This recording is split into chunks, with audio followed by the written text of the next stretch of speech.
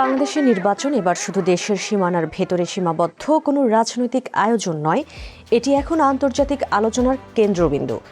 দক্ষিণ এশিয়ার ভূ রাজনীতি, গণতন্ত্রের ভবিষ্যৎ, অর্থনৈতিক স্থিতিশীলতা থেকে শুরু করে মানবাধিকার সবকিছুর সঙ্গেই জড়িয়ে গেছে 12 ফেব্রুয়ারির ভোট।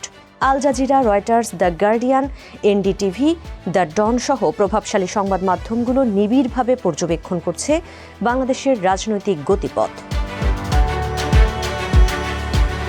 আল জাজিরার শিরোনামে বলা হয়েছে, 2024 সালের অভ্যুত্থানের পর প্রথম নির্বাচনের আগে বাংলাদেশের নিরাপত্তা জোরদার। প্রতিবেদনে বলা হয়েছে, বৃহস্পতিবারের ভোটকে কেন্দ্র করে নেওয়া হয়েছে নজিরবিহীন নিরাপত্তা।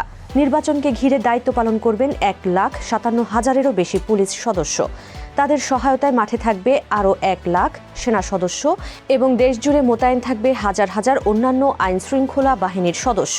এছাড়া এই নির্বাচনে প্রায় 12,70,00,000 ভোটার তাদের ভোটাধিকার প্রয়োগের সুযোগ পাবেন।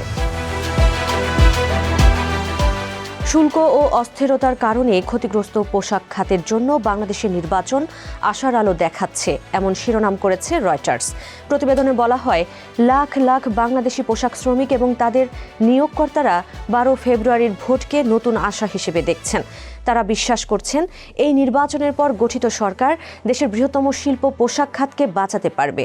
গত 6 মাস ধরে মার্কিন শুল্ক, অভ্যন্তরীণ রাজনৈতিক অস্থিরতা এবং শ্রমিক আন্দোলনের কারণে বাংলাদেশের রপ্তানি উল্লেখযোগ্যভাবে কমেছে। দ্য গার্ডিয়ানের শিরোনাম, নারীর স্বাধীনতা ঝুঁকির মুখে।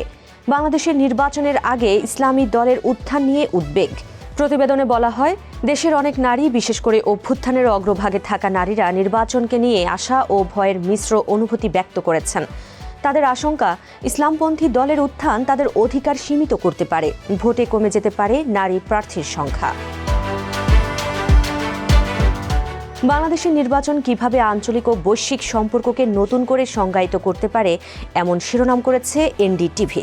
প্রতিবেদনে বলা হয়, ইতিহাস বদলানোর পথে। 2024 সালের রাজনৈতিক অস্থিরতায় শেখ হাসিনাকে ভারতে নির্বাসিত হতে হয়েছে। আসন্ন নির্বাচনে অংশ নিতে পারবে না তার দল।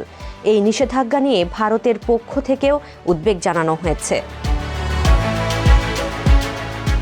বাংলাদেশের নির্বাচন, সামাজিক যোগাযোগ মাধ্যমে ভুয়া তথ্যের ছড়াছড়ি, শিরোনাম করেছে দ্য ডন। প্রতিবেদনে বলা হয়েছে, 12 ফেব্রুয়ারি বাংলাদেশে সাধারণ নির্বাচন অনুষ্ঠিত হতে চলেছে।